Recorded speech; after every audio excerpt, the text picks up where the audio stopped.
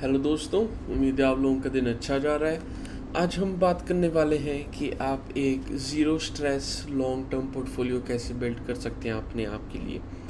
तो पहले तो हम समझ लें ज़ीरो स्ट्रेस पोर्टफोलियो है क्या।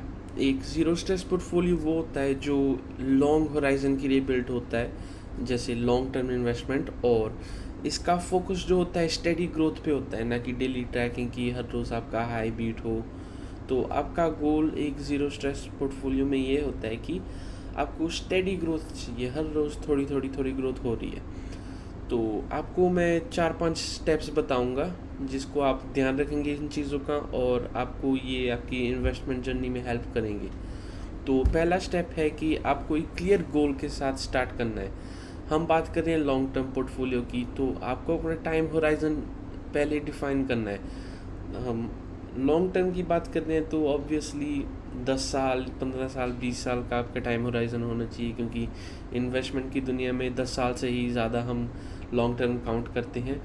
और आपका ये लॉन्ग होराइजन है वो एक्विटी ग्रोथ को सपोर्ट करता है, क्योंकि एक्विटी ग्रोथ में काफ़ी वॉलेटिलिटी होती है, तो आपको एक लॉन्गर टाइम होराइजन चाहिए होता है प्रॉफिटेबल होने के लिए।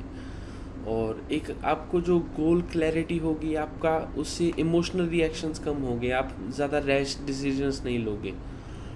और हमारा दूसरा स्टेप है कि आपको अपना कोर ग्रोथ इंजन पता होना चाहिए। अगर आप लॉन्ग टर्म इन्वेस्टमेंट कर रहे हो तो आप मिड कैप और स्मॉल कैप फंड्स को बहुत अच्छे से एक्सप्लोर कर सकते हो। और अगर आप स्टॉक्स में भी हो तो आप स्मॉल कैप स्टॉक्स में भी एंट्री कर सकते हो, क्योंकि लॉन्ग टर्म होराइजन में short term volatility cancel out हो जाती है, मार्केट रिकवरी बहुत अच्छे से कर जाती है। तो इसलिए अगर आप लॉन्ग टर्म के लिए इन्वेस्ट करते हो तो आपको अपना कोर ग्रोथ इंजन सेलेक्ट करना है। और मेरी सजेशन यही है कि अगर आप वेल्थ क्रिएशन के गोल से मार्केट में एंट्री कर रहे हैं तो आपका growth engine small cap funds होने चाहिए, क्योंकि जो असली वेल्थ क्रिएट होती है वो स्मॉल कैप फंड्स में ही होती है। क्योंकि लॉन्ग टर्म में इनके रिटर्न्स हिस्टोरिकली लार्ज कैप से भी अच्छे आए हैं, और ये मिड कैप और स्मॉल कैप उन इन्वेस्टर्स के लिए अच्छे हैं जो डिसिप्लिन और पेशेंस के साथ इन्वेस्टर रह सकते हैं, rather than emotional reactions to the market. और अब हम चलते हैं कि मिड कैप और स्मॉल कैप ये लॉन्ग टर्म के लिए सबसे ज़्यादा बेनिफिशियल क्यों है। तो लॉन्ग टर्म में ये ज़्यादा बेनिफिशियल लार्ज कैप से इसलिए है क्योंकि जो इमर्जिंग कंपनीज होती है उनमें ग्रोथ पोटेंशियल बहुत ज़्यादा हाई होता है, उनके पास बिजनेस एक्सपेंशन के लिए रूम बहुत होती है। तो लॉन्ग होल्डिंग पीरियड में ये वॉलेटिलिटी शॉर्ट टर्म की स्मूथ आउट हो जाती है, इसलिए मिड कैप और स्मॉल कैप लॉन्ग टर्म में बहुत अच्छा करते हैं। और आप हिस्टोरिकल डेटा भी देख सकते हो, जो हायर वेल्थ क्रिएशन है वो स्मॉल कैप और मिड कैप में होती है, ना कि लार्ज कैप में।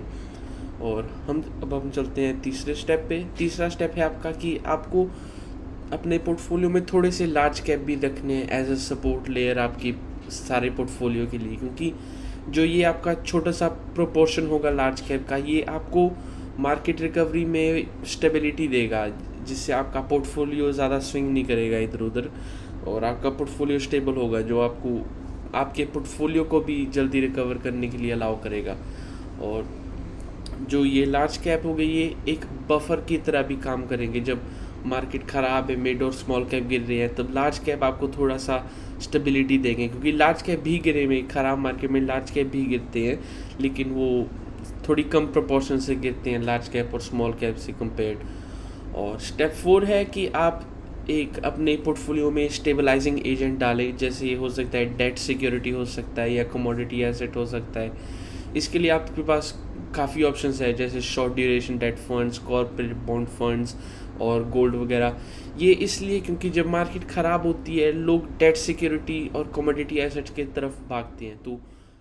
तो एज अ रिज़ल्ट जो कमोडिटी एसेट्स होते हैं और डेट सिक्योरिटीज़ होती हैं, ये अनसर्टेन मार्केट्स में और भी अच्छा करते हैं, क्योंकि इनकी डिमांड बढ़ जाती है।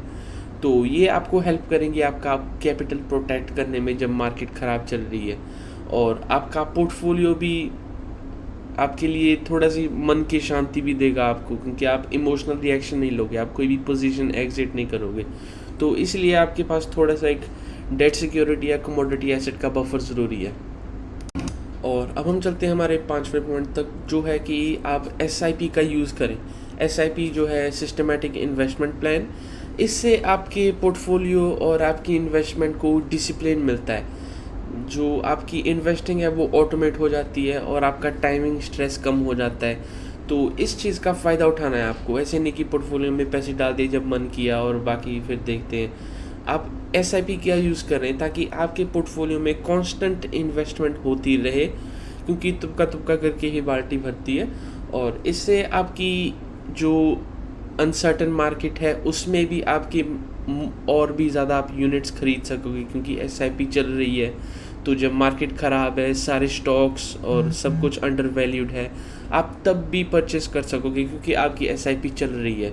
और SIP एक ऐसी इन्वेस्टमेंट प्लान है जो लॉन्ग टर्म कंपाउंडिंग को सपोर्ट करता है। तो अगर आप SIP कर रहे हो, वैसे ही डिसिप्लिन और पेशेंस रहने का एक तरीका है। और कुछ चीज़ें आपको ध्यान में रखनी है कि अपना पोर्टफोलियो इतना नहीं देखना कि हर रोज़ देखना है आज प्रॉफिट हुआ लॉस हुआ। अपना पोर्टफोलियो रिव्यू करना है आपने, अगर कोई चेंजेस भी करने हैं इधर उधर थोड़े से, साल में 1 या 2 बार, क्योंकि इससे आपको कोई इमोशनल प्रॉब्लम नहीं होगी कि आज नीचे कल ऊपर, आज नीचे कल ऊपर। तो अगर आप कम अपना पोर्टफोलियो रिव्यू करोगे तो आप कोई इमोशनल डिसीजन कम लोगे, तो आपका रिस्क कम होता है उससे।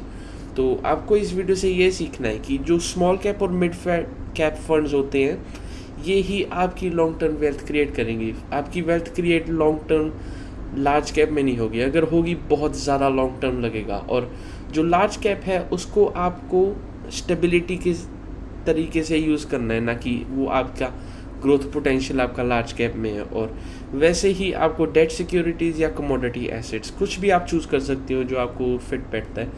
और इस वीडियो के लिए यही है दोस्तों। अगर आपको कुछ सीखने मिलेगा तो सब्सक्राइब ज़रूर करना, उससे थोड़ी सी मेरी भी हेल्प हो जाती है। Thank you guys.